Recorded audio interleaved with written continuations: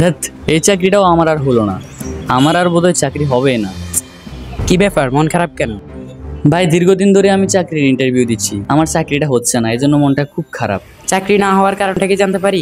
হ্যাঁ ভাই, কম্পিউটারে ভালো দক্ষতা না থাকার কারণে আমার চাকরি হচ্ছে না।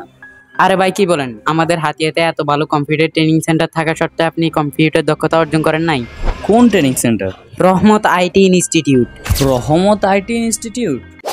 রহমত আইটি ইনস্টিটিউট হতে পারে আপনার ভবিষ্যৎ জীবনে এগিয়ে থাকার একটি ধাপ।